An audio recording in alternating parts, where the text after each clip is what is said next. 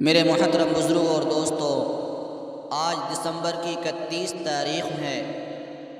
بہت جلد سال رواں 2021 رخصت ہونے والا ہے۔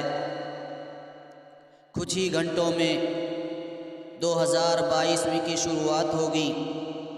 وقت نہایت تیزی کے ساتھ میں گزر رہا ہے اور انسانی زندگی اپنی منزل کی طرف بڑھتی چلی جا رہی ہے۔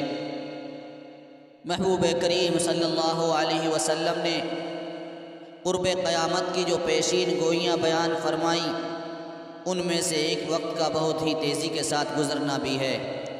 آپ صلی اللہ علیہ وسلم کا ارشاد مبارک ہے، قیامت اس وقت تک قائم نہیں ہوگی جب تک کہ زمانہ قریب نہ ہو جائے۔ سال مہینے کی طرح، مہینہ ہفتہ کی طرح، ہفتہ دن کی طرح، دن گھنٹہ اور گھنٹہ اتنا چھوٹا اور مختصر ہو جائے جیسے کہ آگ کا شعلہ سلک جاتا ہے، گھاس کے تنکے پر جاتا ہے اور اس کو جلا کر خاک کر دیتا ہے، اور پھر اس کے ساتھ خود بھی بجھ جاتا ہے۔ تو میرے پیارے دوست اور بزرگوں، یہ مہینے اور سال کی گردش قیامت تک چلتی رہے گی اور جاری رہے گی، اور انسانی زندگی آہستہ آہستہ اپنے اختتام کو پہنچ کر رہے گی۔ اسی طرح آج سال کا اختتام اور نئے سال کی شروعات ہونے جا رہی ہے، مگر اس کا مطلب یہ نہیں ہے کہ یہ خوشی اور مسرت کی وجہ ہو، نہیں، بلکہ آج اپنے نفس کا احتساب کرنا ہے، اپنے نفس کا محاسبہ کرنا ہے۔ عبرت اور نصیحت کا آج موقع ہے، کیونکہ زندگی کے اوقات میں اضافہ نہیں بلکہ کمی ہو رہی ہے۔ لیکن یہ عجیب بات ہے کہ تمام حقیقتوں کو جاننے کے باوجود نئے سال کا آغاز جشن کی محفلوں کو سجا کر، اخلاق و شرافت کی حدوں کو پامال کر کر، اور خواہشات اور ارمانوں کا ناجائز طریقے پر اظہار کر کے اس طرح اس سال کی خوشی کا پیغام دیا جاتا ہے،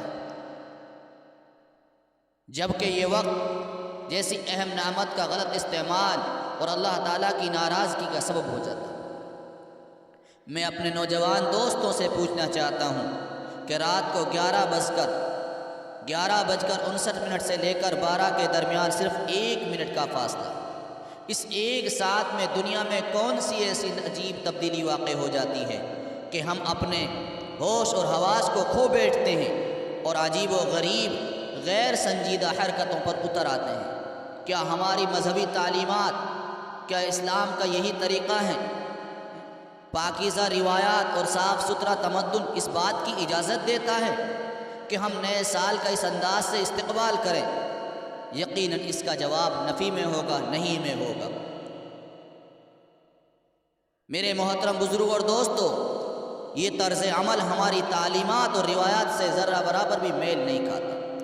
ہماری دینی تعلیمات، اسلاف کی زندگیاں تو یہ بتاتی ہیں کسی بھی کام کے آغاز میں اپنے خالق حقیقی کو یاد کرنا چاہیے۔ بحیثیت انسان اپنے معاشرے کو دیکھنا چاہیے، اپنے معاشرے کے اندر آنے والے حالات کو دیکھنا چاہیے۔ ہمارے معاشرے میں کتنی برائیاں ہیں، کتنی اچھائیاں ہیں، اخلاق حسنہ ہمارے معاشرے میں زندہ ہے کہ نہیں، اور دینی فرائض کی تندہی اور دیانت داری سے ادائیگی کا مخلصانہ عزم کرنا چاہیے۔ نئی سال کی شروعات میں مالک حقیقی کے سامنے سربسجود ہونا چاہیے۔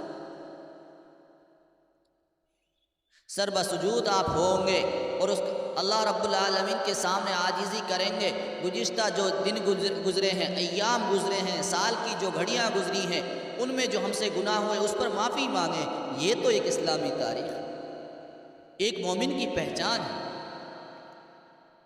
اور اللہ رب العالمین کی جانب سے دی گئی مہلت کو کام میں لانے کا وقت۔ مگر ہم ہیں کہ ہم غیروں کے پیچھے پڑے۔ میرے پیارے دوست اور بزرگوں، اللہ تبارک و تعالیٰ نے انسان کو بہت ساری نعمتیں عطا کی ہیں، اور وہ تمام کی تمام نعمتیں بہت بڑی نعمتیں، سب کی قدر کرنا ضروری ہے۔ شریعت مطہرہ میں قدر کرنے کی تاکید بھی آئی ہے، لیکن بعض نعمتیں عظیم الشان ہوتی ہیں، ان کی طرف توجہ دینے کی زیادہ ضرورت ہے، اس لیے کہ لوگوں کو ان نعمتوں کا قیمتی ہونا معلوم نہیں۔ اگر کسی کو تھوڑا بہت معلوم بھی ہے تو ان کو اس طرف توجہ ان کی نہیں ہوتی، ان کا دھیان نہیں جاتا، اور اگر توجہ ہے بھی تو پوری نہیں۔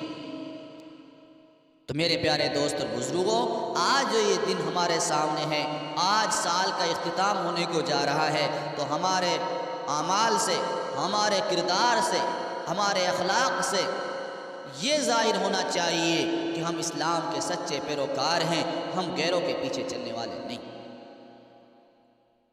میرے محبوب کریم صلی اللہ علیہ وسلم کا فرمان ہے،